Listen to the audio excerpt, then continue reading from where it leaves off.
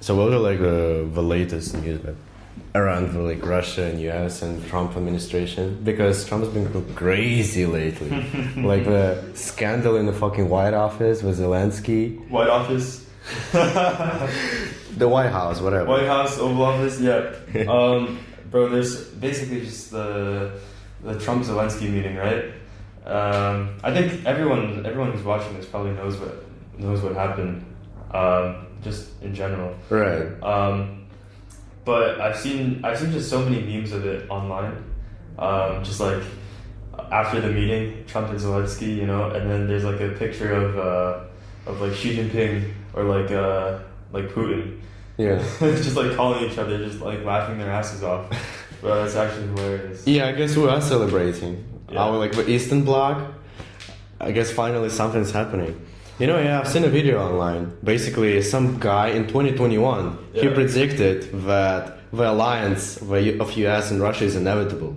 Because US and the EU, we cannot, I mean, that alliance is not useful anymore. Basically, because EU is concerned about Russia like invading them, but US is like in their own continent, which is pretty chill about it. So, and China has been, who was considered like Russia's ally, it's been developing pretty quickly. So it's kind of exceeded its limit of its usefulness. Yeah. So Trump, who's been, I don't know, actually in 2016 when he was the first time in the office, I think there was also kind of like a Cold War going between us. But now he wants a deal though. Maybe because of, you know, like the resources. Because with the resources deal, yeah, it's been a huge meme in the Russia, like Russian-speaking community. Because I mean, you just get the glory, like as a president. Oh, I brought peace. You get resources, but Ukraine gets nothing. Like no guarantee of safety. I mean, basically, what happened? I don't know what Russians think of basically what's going on right now, but basically, I'm pretty sure. I'm on the side of like most Americans right now, which is that they think Trump's an absolute just like nut job right now for just like basically talking down to our allies and he basically just shat on like the EU and Canada. Like he wants to make Canada the 51st state. Like as hilarious as that is, like it's great for memes and stuff, you know. And Greenland too. Yeah, and I laugh at those memes when I see them like on Instagram or like TikTok, but. In reality, like on a serious level, like that shit is like, it's not great. It's not respectful to Canada or Greenland at all. Yeah, and it's not gonna happen. Like it's never going to happen. Greenland maybe, like maybe maybe Denmark is gonna do some weird stuff with like make a weird deal with the U.S. But Canada, there's no chance. There's no chance. And I think they did like referendums in Canada too. Right. Where it's like, I think it was like, what, it's like 70-80% of the people, they were like, no way, we're not becoming a part of the US. Because Trudeau is a joke, right? What do you call him, Governor of Canada? Governor of Canada. You know, I think most Canadians right now are like upset with Trudeau, basically like how he's like handled like their country for like the last 10 years, I think. Oh really? We support them? Yeah. And I think like there's a conservative guy named like Pierre Poilievre. He's like on the rise. He's like huge in Canada now. And I think if they call an election right now, they might win. But based on how Trudeau's like responding to like Trump and like defending Canada, I think Trump might actually be a reason why the Liberals stay in power in Canada. Maybe. I'm just saying. Like I feel like if Trump keeps continuing down his path of just like shitting on his allies in Canada, then I think, you know, Trudeau might actually have a chance of re-election with the Liberals. How is that connected though? So basically, if the right wing, like that Pierre character, goes into power, he's gonna become Canada's gonna become a 51st state? I don't think so. It's just, I think the way Trudeau is defending Canada right now against Trump and like standing up to Trump, I think for a lot of Canadians that's gonna be pretty admirable. You know, that's gonna, like, they're gonna be more inclined to like Trudeau for that reason. Well, but I'm not Canadian, and like I don't know much about Canadian politics. Well, Canada in general, of course. I say about America. Like if a part of Canada by Americans, we say like, oh, I think there's maple syrup there. Oh, I think that's British Columbia or something. Oh, that's Toronto. Okay, that's about it. But Yeah. well, who knows? But there's like a trade war going on right now, Mhm. basically with China and Canada, right? Yeah. Do the prices actually go up, like as of now, as of late? I mean, so far, I don't think there's been any effect. I don't think. I don't Maybe it's think too early, right? Yeah, I think it's too early just to see. But we're gonna have to see maybe in like a few months. But still, prices in the U.S. like groceries are still expensive as hell. Like one egg in New York City costs about $1 right now About because $1. because of the chicken like egg shortage. There's like a virus going on that killed a lot of chickens. And Trump is blaming Biden for the egg prices, but they started going up when you were in office. So I don't know what you're talking about, man. I don't think it was Trump who brought the virus, but he put tariffs on Colombia or Venezuela, right? And I think the price on coffee went up or something, or like whatever is exported from South America. I wouldn't be surprised, but it's just groceries prices are still pretty high right now. And honestly, like Trump has been blaming like Biden for like all of like the grocery prices, all of the cost of living for everything, basically. Yeah, like that's one of the reasons why like that was one of the issues he campaigned on. But to be honest, like the president like can't do much about them. Like as much as they want to say they can do something about him, and it sounds nice like when you're running for office. Like I'm gonna fix everything because like Biden made everything expensive. Like it's not that easy. You can't just be like, oh, I'm gonna lower grocery prices because someone else, the guy before me, raised them. Like that's not how it works. You think Biden wanted to make everything expensive? Maybe, I don't know. Right, but comparable to what was happening 9 years ago, is everything much different? Like, oh yeah. So he's crazier. Or because I was like 10 years old. I remember following politics that much. Yeah. In general, because the reason Democrats won in 2020 because we thought Trump was like an asshole and he ruined the country, started the war or something. Yeah, I think it was mainly COVID because I don't know about most, but a lot of people think that he didn't do a good job of handling the COVID crisis and Biden. No, Trump in 2020. That's. But didn't he Biden was elected when Corona started? No, it's. So COVID started in March of 2020, and Biden was elected in November of 2020. That was like, COVID didn't. I would say there were like 3 peaks of COVID in the U.S., but that was like after the first peak. Biden was elected, and honestly, like. It was a close election, to be honest. It was a very close election, but I think COVID was the reason why Biden won. Just because they didn't like how Trump was handling it. Right. Probably, yeah. But they say the most important problems is that the wars, in the Middle East and Russia, Ukraine. Yeah. But because a lot of money goes into it. Yeah. Do you think he can actually stop the war? He said 24 hours it's gonna end. And it's been like a crazy roller coaster right now because we don't know what to think of him. Yeah. Because I guess recently, like a couple of days ago, I saw what he was talking about sanctioning Russia even more. Because, Russia has all the cards right now. Ukraine has no cards. So I guess we should put more sanctions to actually bring him down to the table to talk about peace. At the end of the day, Trump's been a businessman. He made deals like all of his life, right? So I think I trust him to be on the negotiating side, just to be that broker, be a deal maker.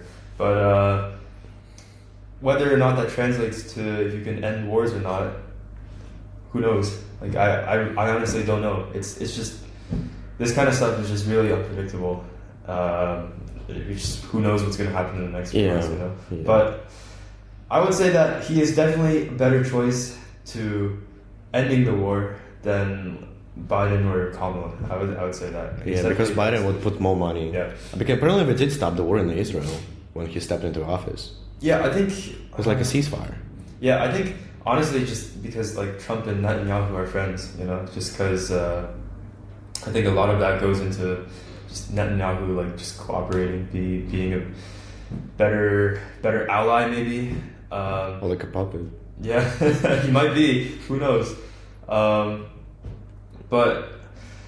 I don't know. Have you seen those freaking like Gaza? Oh yeah, this is like the craziest what I've seen by Trump. Yeah, make Gaza great again. Like that video, you cannot. There is no way an actual president of a country posted this shit. That's absolutely wild, man. I'll try to put the video up that Trump posted if the viewers can't see it, but that was crazy. I think it looked entirely AI generated. Yeah, of course it was AI generated.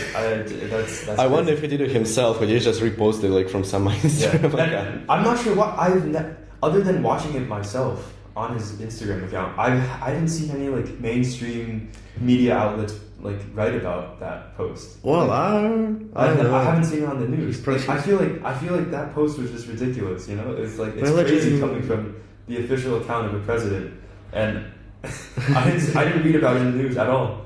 But probably control the media, right? He has Elon Musk in his pocket. Yeah. Oh, Elon Musk's role is actually pretty like funny here because I mean. He is one of the most powerful men in the world right now, probably. Yeah. He owns Twitter, or which is X, right now. And I mean, some sources say that he's actually losing it as well. I mean, you can kind of see it. Like that thing, that's still, there's no way that is possible. And you know, there's like an outburst of some Nazi events happening lately with Kanye West and him too. Yeah, and I guess some people actually followed like Elon Musk, like in their speeches we also did the same shit. Yeah. Because apparently it's normalized now. Because you know it was like that pendulum, right? It was the left, like up, and now people grew tired of it. Yeah. And now the right is going up, like in Germany as well. Yeah. AfD is very popular now, like ultra-right party. I think Elon Musk. I'm not really sure what he's doing with Doge right now. Nobody knows what he's doing with that department. But I mean, if he does a good job, then great. You can maybe like reduce inflation, reduce the national debt with Doge. But at the same time, like Elon Musk is, I would say, the most hypocritical and like controversial part of Trump's presidency, because Trump has been running on like the fact that like he doesn't want like unelected like bureaucrats running office. Like, you know what that means? Like bureaucrats are basically just like the well, yeah, I know what bureaucrats are. Yeah, like the departments of like the president. Yeah, like those, like basically no one chooses those. Like the president is like the executive branch bureaucracies. Like nobody votes for them. They're just they exist and they regulate and they tax, and no one has control over them. Only the president does. And so Trump has been like, oh, like no more unelected bureaucrats, bro. Like no one elected Elon Musk. And now he's controlling like half the government and maybe you, like. Well, yeah. Yeah, like I think Trump should just cut him loose. Just. I mean, he's not stupid, right? There's probably a reason why he's using him. Who knows? Maybe he's just his wallet. Who knows? Like imagine holding that much money. Yeah, I don't expect Trump or Elon Musk to be like transparent, you know. I don't expect them to be a transparent. Well, because those who are in power, they cannot be transparent. Actually, you cannot always trust them. Yeah. Like we spend billions annually just to build their image, right? Yeah. It's all about like how hypocrisy in politics. Yeah. But actually, like the interesting part is that I remember before the election took place, Chinese people were rooting for Trump. I remember like in my English class here, like the professor, I think Trump should win. And like he asked like the class, what do you guys think? And everybody rose their hand. But he asked like, do you support Trump? Yeah. Everyone. But now I guess we might have changed their mind, right? Because I mean, Xi Jinping or like, I think it was the Minister of Foreign Affairs. Yeah. Like he said, like we're gonna fight till the end. Yeah. So I wonder what the actual outlook of a Chinese person in the politics right now. Yeah. I mean, I don't think you're Chinese enough to answer that question, but. Yeah. But funny story. So, you know, I went to the Trump's inauguration, right? I had tickets to go to his inauguration, which is supposed to be like at the Capitol, you know, like outside in the public. Yeah. But then because of weather, they moved it back they moved it inside the Capitol, so I couldn't go. Basically, my tickets were just like useless now.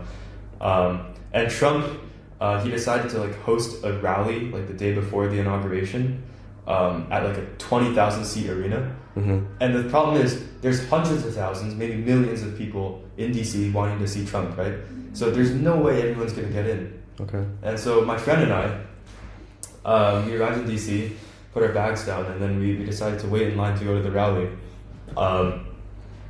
It's crazy. Basically, everyone, it's got to be over 90% of the people were white, probably. But the next group of people that I saw were probably blacks and Asians. And by Asians, I mean just Chinese.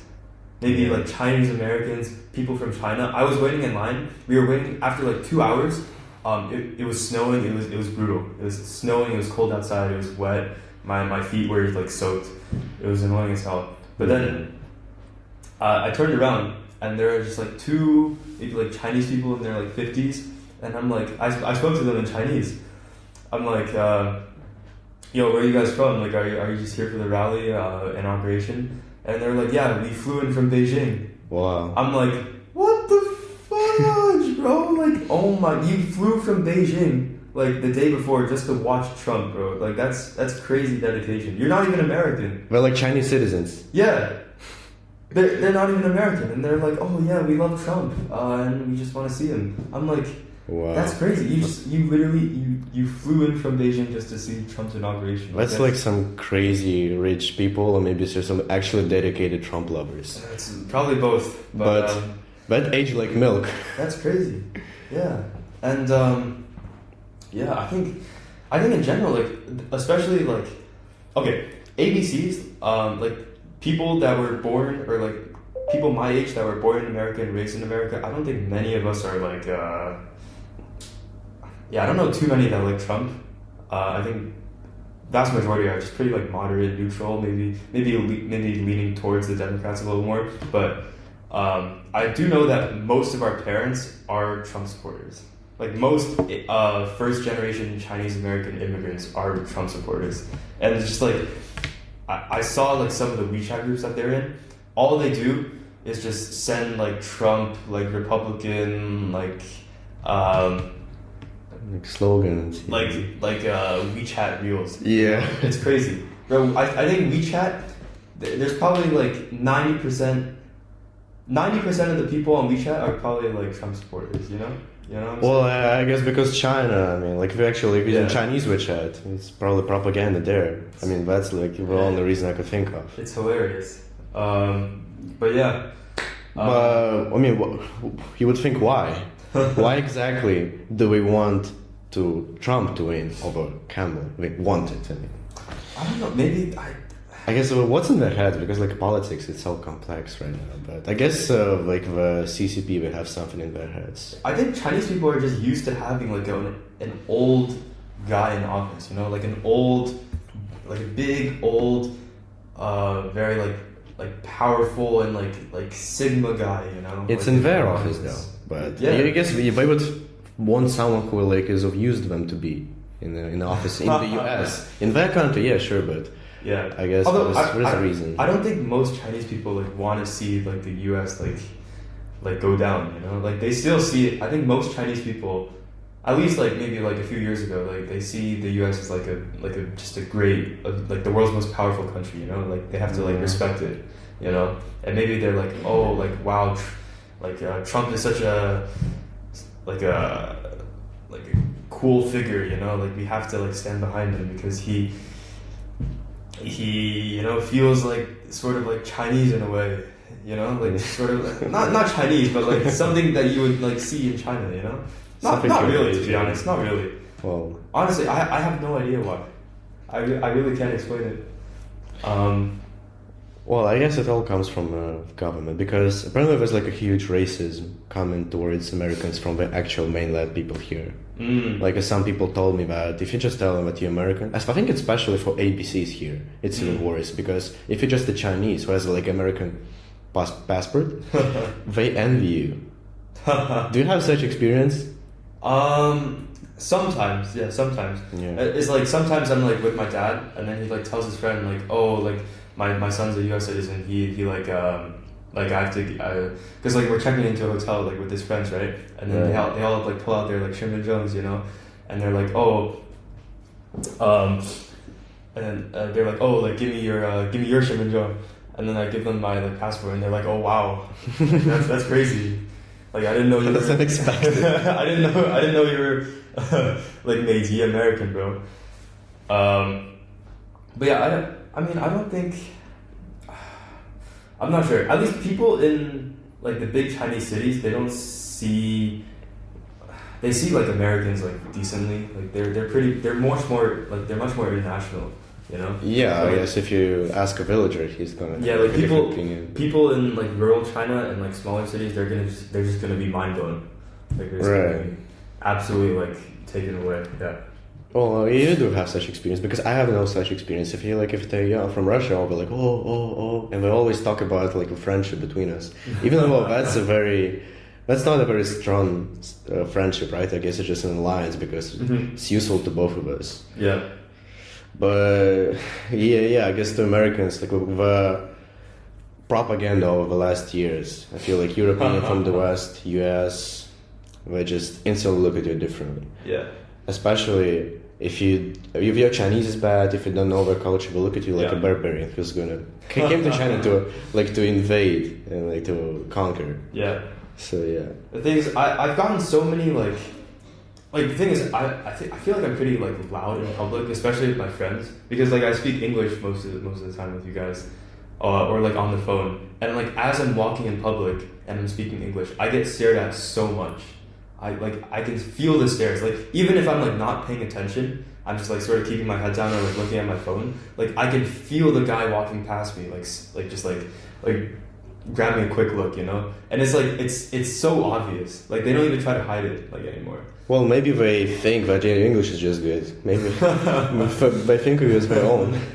I don't know what's going through their head, to be honest. Maybe they're trying to decide if I'm like Chinese or like why my English so good. If I'm Chinese, or like if I'm if I'm not Chinese, maybe I'm like Korean or like Japanese. Or yeah, maybe. Yeah. Maybe I guess I'll never know, but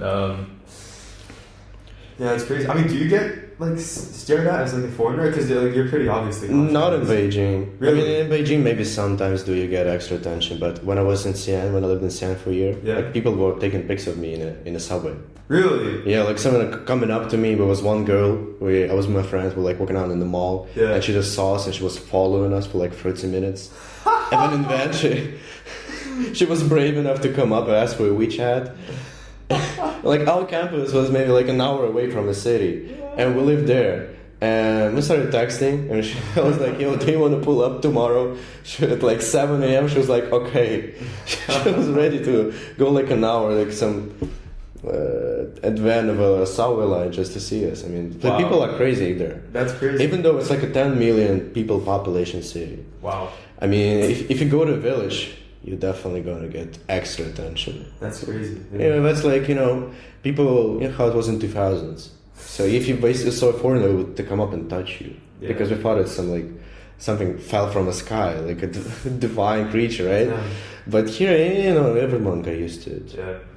Yeah, it's crazy. I mean, actually, last week I was eating in an Italian restaurant, or just like a Western restaurant next to my apartment with my grandpa, and then one of the waiters there, he was black. He was from Nigeria.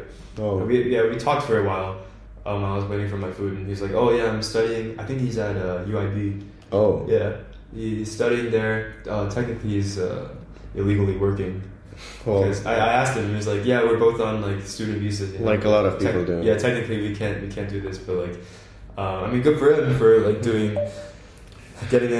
having the effort, you know. Yeah, I guess we might have to cut it out.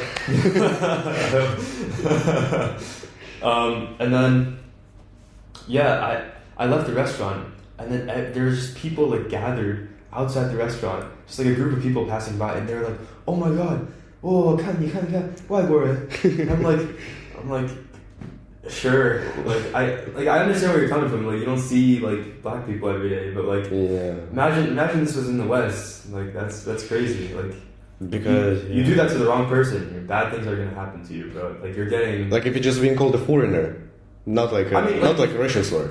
no. I mean, like if you see people like pointing at you and like just like talking about you like for no reason, Yeah. like you do that to the wrong person, you're probably getting punched, bro. Like Because it's like such a melting pot. Yeah. You guys have. I mean, if you pull up to Russia, like Moscow has a lot of black people, but you go like to Really? Syria, I mean, not a lot. I think maybe comparable to Beijing. Really? Because Oh. we have like a lot of African students. oh, Coming. okay. So yeah, but if you go to Tier 2, like a smaller city, or if you go to St. Petersburg, which is very cold, it's to north, Yeah. but you don't see black people there. Like people actually gonna be like we're gonna look back at you if you're black, because there are no foreigners. Well, okay, there are a lot of foreigners from Central Asia, Yeah. like Africa maybe, Chinese people, Yeah. but there are no Westerners in Russia. So you probably get a lot of you're gonna get a lot of interest if you're foreigner. The thing is that the person probably not gonna tell that you're like American if you're white, Yeah. but it's not that obvious. But if you say that you're a foreigner or you don't speak Russian, you like speak English, you're gonna get a lot of interest because that is so rare. So that's why. But in China, because like there are much more foreigners in China than in Russia. Yeah. So like especially in Shanghai.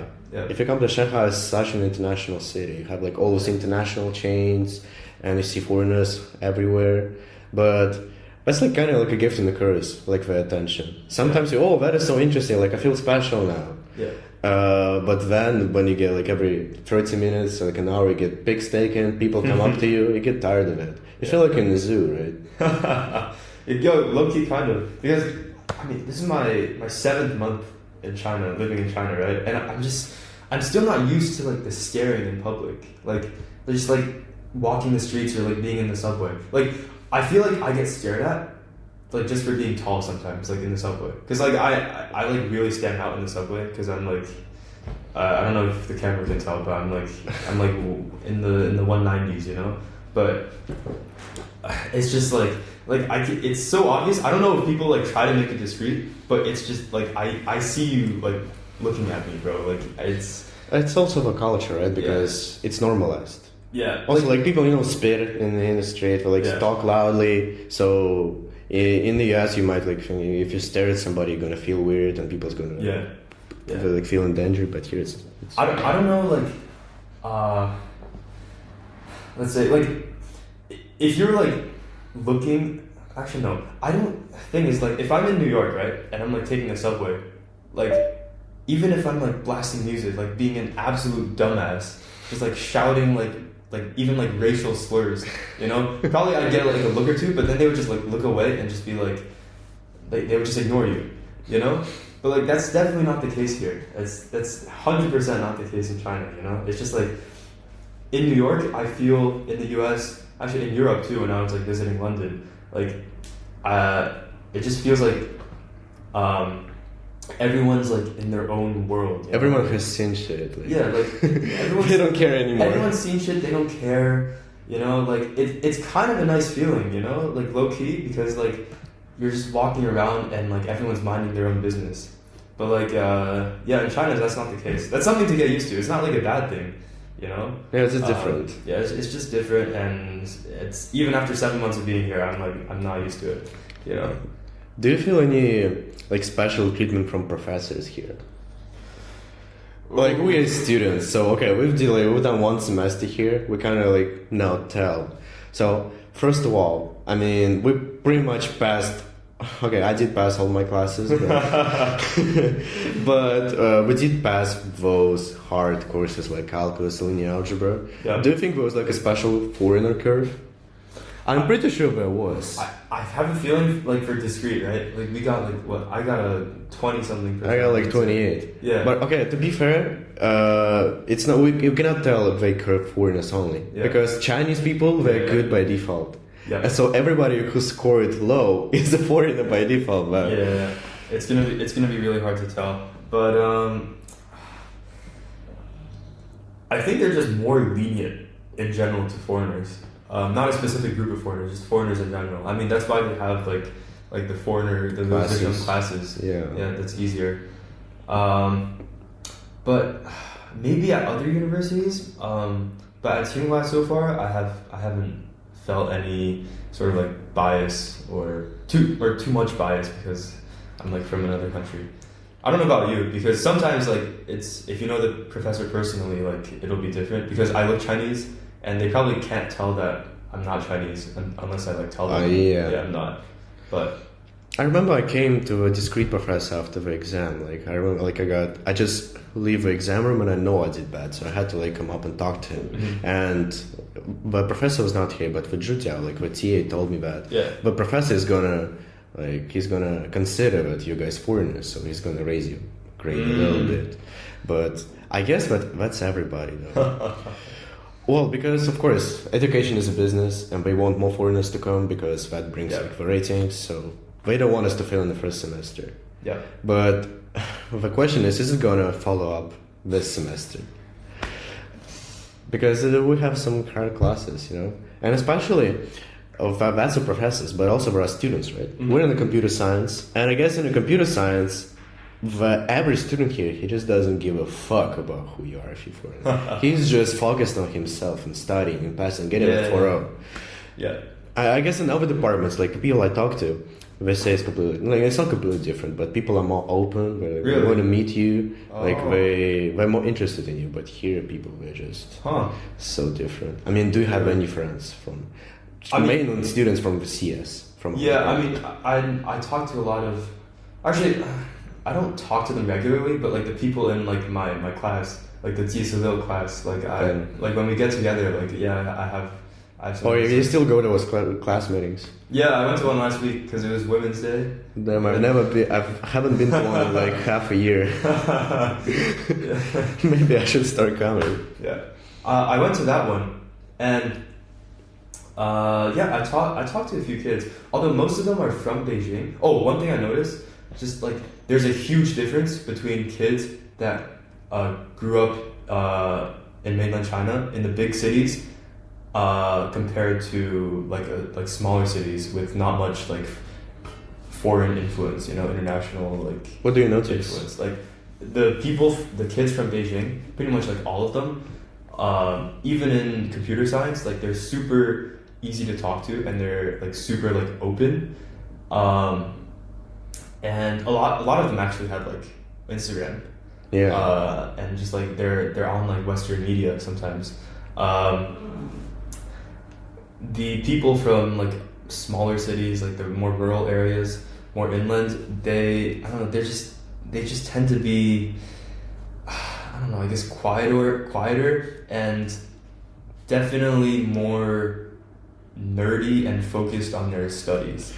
Like 100%. Because I think in those places, like you have to really, really stand out on the Gaokao, and you have to be like the first in your like province or something to attend Tsinghua, whereas in Beijing you can be like a few hundred. You know? I guess it was just like that's motivation because we want to just make it out of that small city, so we study twice as hard. Yeah. In Beijing, even if you don't make it to Tsinghua, you're gonna make it to like to average Beijing university. Is still gonna be good. Yeah, there's a really big difference between those two, and I'm only realizing that now.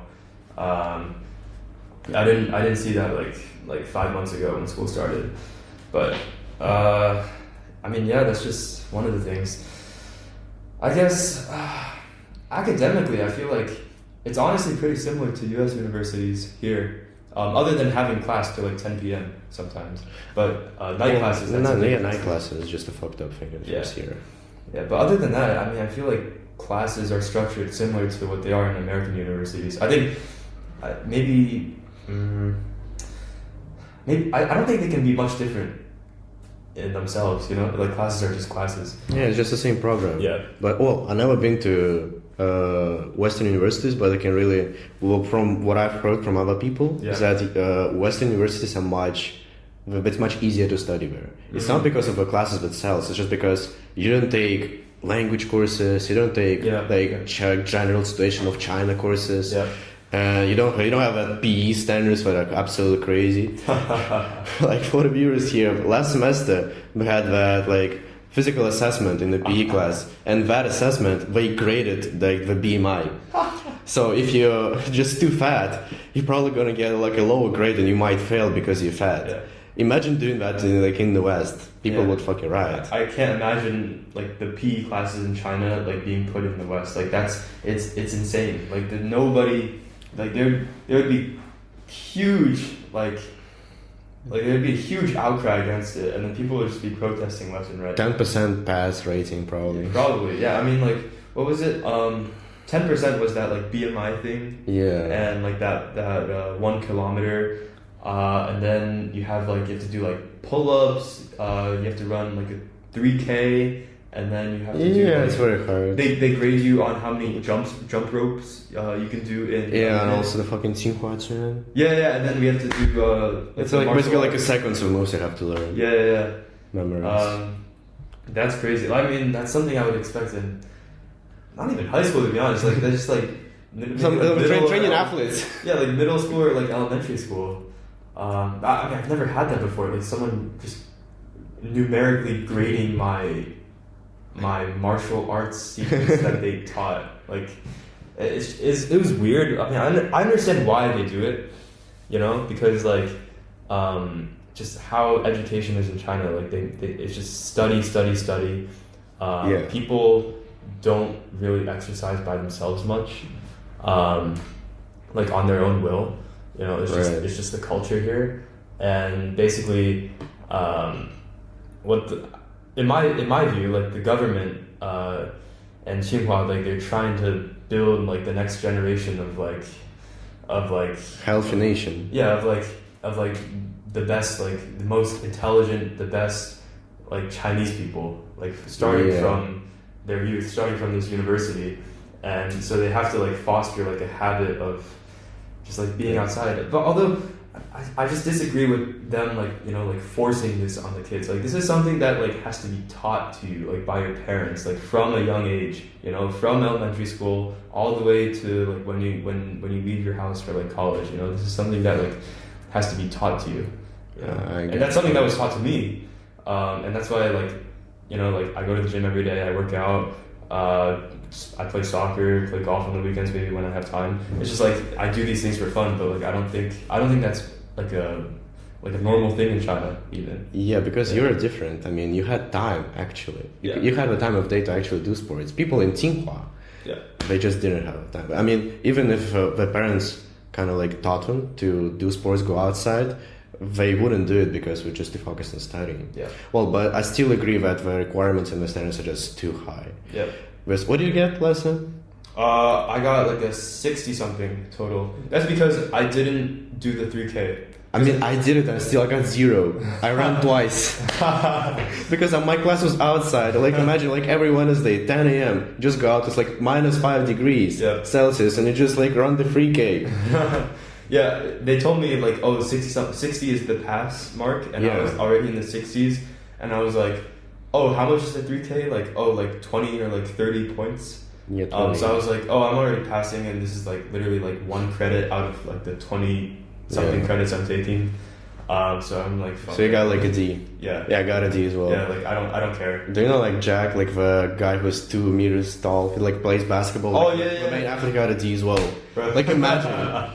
I don't know, because it's much different from what you have like in the universities in Russia. Because in the Russian university, average person doesn't go to PE class. Yeah, I mean it's busy, you gotta take it. Yeah. But what do you like guys usually do? Like you just in the end of a semester, you come up to the PE teacher who like he says, oh, you just gotta like water the grass, or you just like gotta paint the wall, and then you pass it. Yeah. It's like all about it's kind of like our mentality, like always negotiating, and you could say bribing, but you never do anything in your college PE class in Russia. It was so crazy, because when I tell like parents or like my friends that some people failed PE here, they're like, what? There is no way. That's unfailable, but it's so much different here. Yeah. I never had PE classes. Actually, I don't think most schools have PE classes in high school. It's just I went to a private school in the U.S. And we had a mandatory like sports requirement after school. That was pretty fun. I had nothing against it because it was actually like decently engaging. You know, like you're playing sports like with the team and stuff, so it feels like Yeah, the sport culture is crazy. Yeah. Like each school has like a team in every sport. yeah. Cohesive sport, like basketball, like Yeah. a tennis team, everything, Yeah. everything. So it's very big. Yeah. But Yeah, here- it's crazy. I mean, definitely the PE class in China proves that like literally a grade a grade for your like physical like evaluation or like physical health like definitely does not mean anything. It literally means like squat. You might as well like give everyone like 100. You could fail everyone, bro. Like there's no point. Like I don't even know why you're giving out grades at this point. I think it's just because if they don't give out grades, then no one's gonna try. Like Yeah, if it was a pass fail, like no one would show up to get class. minimum. No one would try, and I guess China is all about creating, right? Yeah. Like we always ratings and creating Yeah. everything. Chinese people love just quantifying everything. Like just they love putting a number, a rating, like a scale to everything. Like literally everything in your life. Yeah. Like I like I have like Alipay credits. Yeah. But like 15 minutes, like before I was doing this podcast, I was trying to get a water. It was vending machines, and I didn't have enough WeChat like credit scores to open it. I don't even have like a WeChat like credit social score. It doesn't let me. I don't know why. I've been here for like 7 months already. The Alipay works fine for me. I mean, Alipay works fine for me as well, but it got bad for me, so I can only use WeChat. You need like 550 to open up the vending machine. And I have like I think I have like 558, so that's great. I mean, like, that's so stupid, bro. Like that's so great that you passed it because I have like 515 now, and but you can only raise it. You can like get the Gunsam like rental bikes, or like taxi fares also. I don't even know how else can you like upgrade the score. I have no idea. But my Alipay is pretty high, but because I've been using Alipay for the whole time, but WeChat. You don't even know. That's those social credits that like Western media talks about. Yeah. Because it's like a huge meme about China. Yeah. When you tell like a person about China, I guess, in the Western countries, oh, how many social credits you have, you're going to be asked. But that's not really a thing, is it? Because that was like misinterpreted by the media, like just made up. Yeah. Well, maybe it is, but definitely like for Chinese, like for mainland people who like the actual residents, that is a thing. But it's like for different areas have different points, I guess. Yeah. Like for credit, I guess like overall trust. Yeah. But overall, this is like just a made up concept. Yeah, it's just like they even for like like when you go to the bank or like you go to like the phone company like 中国移动, like the sales people that you talk to or like the bankers or just like the people that work there, they all get like a physical like numerical rating for how well they do their job. Oh. It's like, oh, I have like a 8.2 out of 10 rating right now, and I need to improve it because I don't know, maybe I didn't like sell enough like phone lines this month, or maybe because I didn't.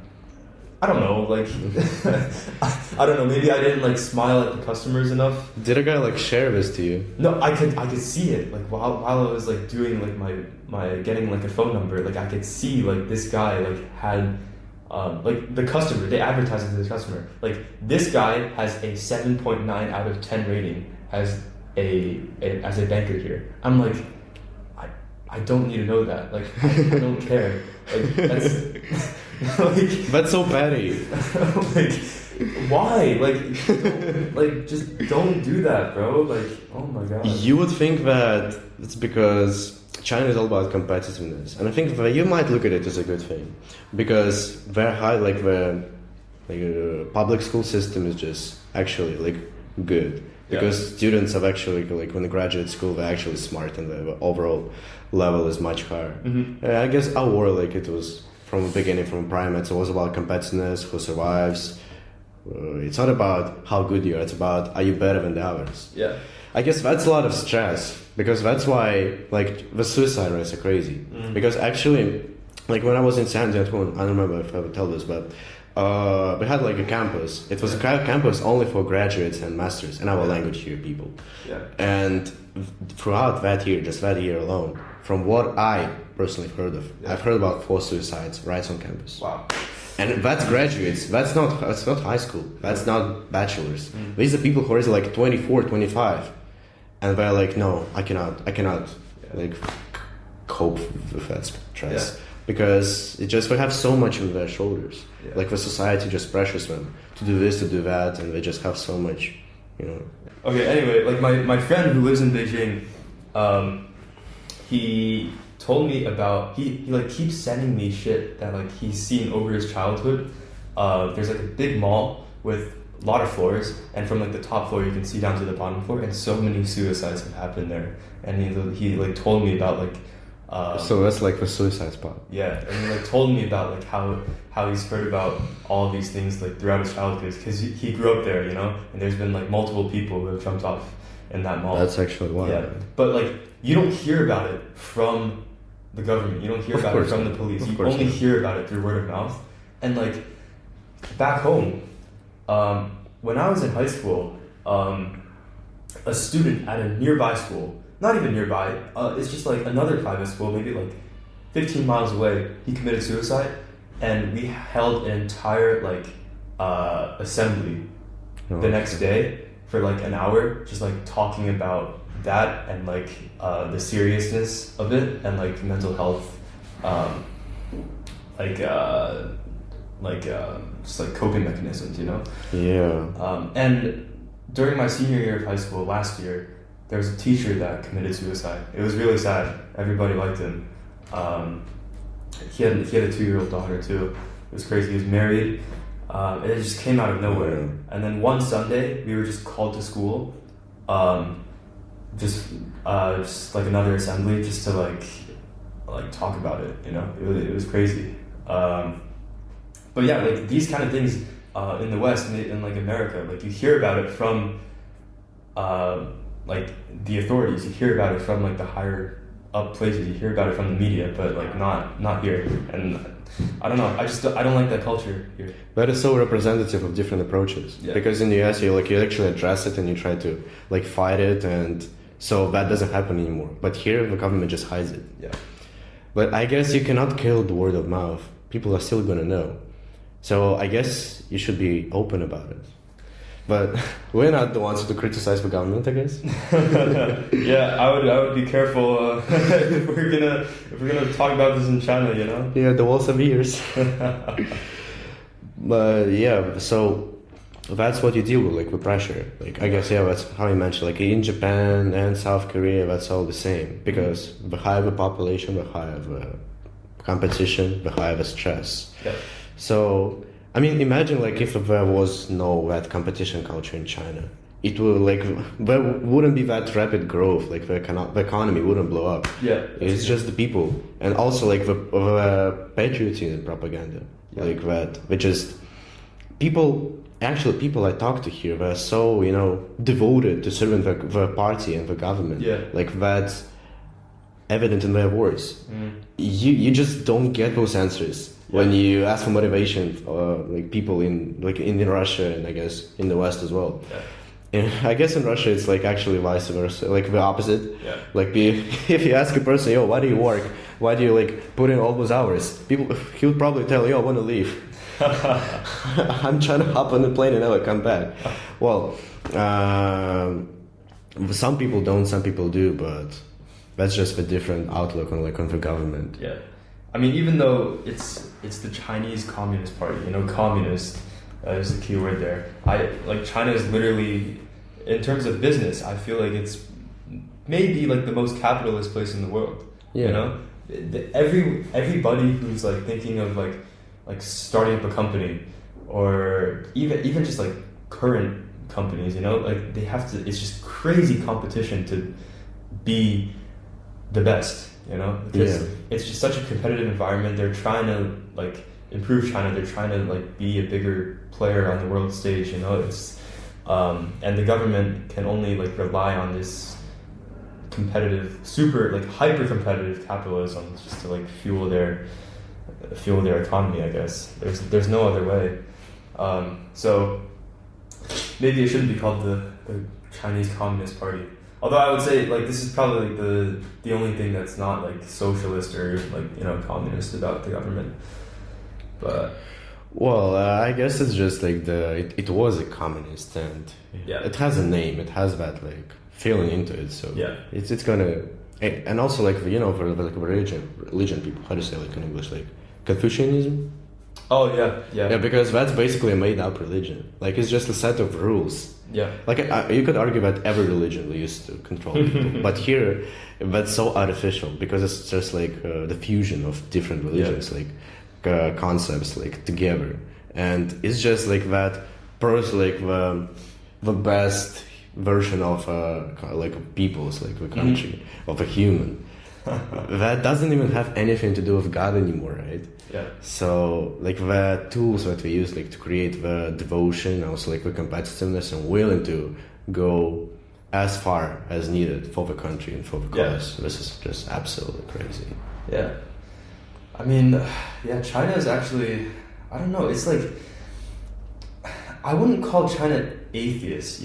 Like atheism like has a lot of like negative like connotations. It just feels like you're not like a moral person if you're like atheist, or like you don't have any like like guidelines to follow. But it's just like it's more of like it's almost as if like Chinese like culture, it's passed down through generations. It's like its own religion, and I feel like you don't really get that in the U.S. because it's just a melting pot, So a lot of people do turn to like Christianity or wherever they come from, maybe like Islam or like Buddhism in the U.S. But in China, it's just a little.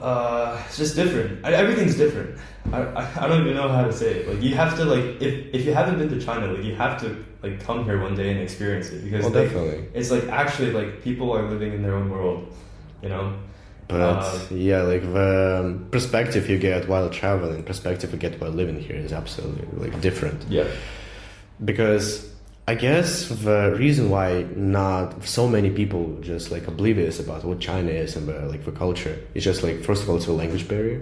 Because I mean, if you go to Europe, even if English is not their first language, we all speak English. Yeah. Here, people they don't. You normally don't. You cannot communicate, and the Chinese is so hard like to learn. So that's very hard to even communicate your thoughts with people. Yeah. And also just like the politics. I guess the Soviet Union was the same as well. Just like it was just isolated from other countries. Yeah. Because that's why I'll be honest here. Like the West, especially the US, is just conquered like the pop culture. Like that's why when let's say whitewashed, you think about people who know American culture well. Like that comes from America, well, maybe like UK also, but mainly these two. Usually, yeah. But what Soviet people, like I guess most communist regimes thought they would do, would just isolate the country, so people don't know what the rest of the world looks like, and they just use propaganda mechanisms to believe this is the utopia, kind of like North Korea right now. North Korea is like the far right. Yeah. Or I mean, honestly, like far left, just far everything from. Yeah, they're very like far out, definitely. And then China, I guess okay, it was open, especially in the 80s, like the reform of openness was done, and it still is. Like, okay, you can go abroad now, you can travel, you have access to the internet, but everything like is blocked. Like, even if Chinese people they have VPNs, but they still don't use Western media, Western apps. They still go to Baidu because it's just the way to do things. Yeah. And that's like we are here in the big city. Like we know, as you mentioned before, we talk to people who are internationalized. If you go to rural China, they don't know anything about Western culture, and we don't either, because there is no communication going. Yeah. Yeah. And just a bubble. Yeah, it's like another world here. Absolutely. It's the difference is crazy. But yeah, I mean, like I went back to the U.S. for a month in January and February, and I was just like telling my my former teachers and some of the friends, and they were just like mind blown, like the world that like China's living in. It's like it's just there's no way to describe it, then different. And you have to like there's no other way to like I can't tell you. Like I legit have like no words when I'm trying to like describe like the details and like the lives that Chinese people are living in. Like you actually have to come here. Like maybe you can like sort of experience it like through like TikTok or like Instagram. Yeah. Just like see people post about it, but like it's crazy. It's crazy. Absolutely, yeah. Yeah. Also, like compared to, I mean, you could argue that a lot of places have their own culture and it's different, blah blah blah. But I guess China is something of its own. Yeah. Well, I guess if we just went to to study abroad in like in South Africa or somewhere, we would also think, yo, this is so different. This is very different. But Yeah. I mean, I think like if someone who grew up in like the U.S. just like went abroad to like Europe, okay, like anywhere in Europe, they would have no problem like sort of like adjusting. They would land, they have their passport, they go through passport control, and then they want to sit down for a meal.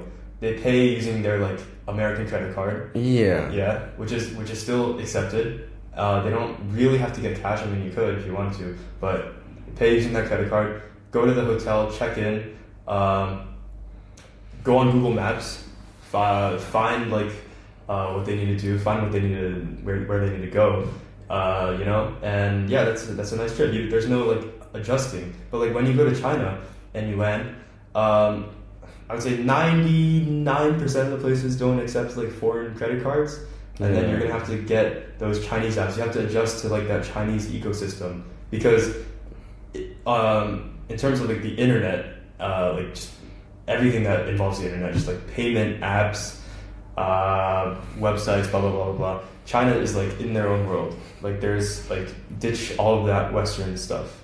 Kind of like Russia right now. Yeah. Low key, like yeah. I mean. Well, it might be for the better, It might be for the better because like the war made Russia like isolated, so they made themselves like more like self-reliant. Yeah, that's what they say, but well, in a sense, yeah. Yeah, I mean, in terms of China, that firewall, the Great Firewall, just sort of like blocked the Western influences and just made the Chinese apps rise. But yeah, like you land in China. And then the first thing you do is like what the hell do I do? Like I can't open Google Maps, I can't open Instagram, and I can't open like Facebook Messenger, so I can't really like text my friends. Does WhatsApp work? No. Oh yeah, WhatsApp is Facebook, right? So yeah, that doesn't work. Okay. So yeah, in terms of that, like you're completely screwed if you didn't download a VPN. Yeah. And then. You could go to an ATM, but like if there are no ATMs and you're like in the middle of nowhere, you can't even pay for stuff. And if you come up to somebody like asking for help, if you don't speak Chinese, you're also screwed. Yeah. And then you're trying to like find like subway directions or like even just like find taxis to go into the city, and then you're stuck. You don't even have a map that works. Yeah. Yeah. Yeah, but mainland China is definitely like that. Yeah. So, I mean, if anyone does come to China who's listening to this, like, do your research beforehand. Of course, or else you're in for a big trouble if you if you come here unprepared. That's not a place for a spontaneous trip. You should definitely come to Russia one day to experience. I mean, I don't know, maybe like the war is gonna end and everything's gonna come back to how it was before. Mm-hmm. But right now, you would kind of get a similar experience. Like you don't go to Russia unprepared. Actually, like there was a German guy like from our school, Leo. Like he went to Russia like during the winter break. Oh, and he's German, they let foreigners in. Oh, and I mean, you could. Is it visa free for Germans? No, there's no way. Okay, there's absolutely no way. Because I heard Russia is visa free for Ukrainians. Which is pretty funny. Well, maybe whoever wants to come. That's quite funny, yeah. Well, I don't know. I don't think they let anyone in from Ukraine now. But so, like a lot of I guess Americans, like Westerners, were afraid to go to Russia. Of course, like in China. Yeah. Although I think there's a decent amount of like Americans in Russia right now. I'm pretty sure. Like there has to be. Really? I'm pretty sure. I don't know one American in Russia. Really? I've seen it on social media, like they post about like their life in Russia. They might be dual citizens. They might be. But like they sound pretty American. I guess that's a Russian. They could be. Who Because- born in Russia, went to US or were raised in the US. Yeah, maybe because they might use their European passport too. Because like a lot of people, they grew up in the U.S. They basically have no European in them. You know, Yeah. it's just like maybe their grandparents are in like Oh, Italy or yeah. something, or in France. That's And how so- y'all like. Yeah, so they can get their passport. Yeah. Don't want to throw shade, but like a lot of people are, oh, I am like Americans, like I'm actually European descent. Like, Yeah. I just like think Europe is just one place, but it's all the same. And like talking about heritage, but like I've met so many foreigners here who like have different like nationalities and passports, but Yeah. they're like still like, for example, born and raised in China or like elsewhere, yeah. and they have nothing Russian or like any other passport in them. Yeah, I never knew there were that many actually like foreigners who grew up in China. Like that's mind-boggling. Yeah, you don't hear about that stuff. Yeah. But I'm pretty sure, like, for example, like, okay, well, who can you judge? But I guess you know some Russians in the US, and I guess, I mean, have you met like a lot of Russians here, like people who are actually from Russia? That is different, is it? Yeah, I would say so. Because those Russians who were raised in the US, they are American. They're not Russian. Yeah. It's good if they speak Russian, but some don't. Some just speak like English in the household. And I mean, I'm completely fine with that. But when those people like come and they talk about being Russian and being like, you know, saying how proud they are and how different they are, that's just like pisses me off. Like, that is so hypocritical. Yep. Well, I guess like you kind of have the same situation. You're like an ABC and you speak Chinese at home. Yeah. But well, yeah, like I still see you like as very, very, very American. Mm-hmm. Yeah. There's actually a lot of ABCs who barely know Chinese. Oh, like, yeah. They speak English to their parents, and their parents are like the ones that immigrated from China. But honestly, yeah, like there's just not an environment in the U.S. to not be American. You know, like if you're raised in the U.S., like you become American. Yeah, Like, I guess in Canada it's not like that because the Canadian kids, Yeah. like here, they speak English with an accent, and they're so Chinese. Like I think their Chinese is better than their English, some of them. And there's so many of them as well. So like, well, from Vancouver. Yeah. But with Americans, like yo, Yeah, I don't know. you guys are American. Actually, I don't. 100%. It's just like Canada and like the West Coast of America is just like a different place to me. Like honestly, I haven't been to the West Coast that much, or like ever. Maybe I've been to like San Francisco and I visited there maybe like 6 years ago, but that's about it. Like I've never been to like the West Coast. But I will say when I landed in, or I connected in Los Angeles to come to China from New York, and I landed and I went out into the airport. Half the people were Asian. I'm like, what the hell is going on? No, I was actually like a little confused. I was like, bro, what's going on? Like, why is everyone Asian? Like, it was definitely more than 50% Asian. Like, I'm sure it was definitely more than 50% Asian in that airport. And I'm like, what's going on? Bro? Maybe it's just like the connection point, you know. Yeah, possibly, maybe, because it's an airport. But like, it's just I've never seen so many Asians in my life in America. You know, and that's crazy. Like, you know, I go to Chinatown and like I go to like very populated Chinese communities in the New York area. You know, it's just even that's different. Like what's going on? Like, I actually don't know. Yeah, I guess like LA is just like the whole West Coast, just a different place. Yeah. Even like the Asian Americans, like there's a stereotype online. It's just like what West Coast Asians are and like what East Coast Asians are. You know, like West Coast Asians are like the ones that like go to like crazy like parties. You know, they all have like dyed hair, especially the girls. Like they're just like they just go crazy.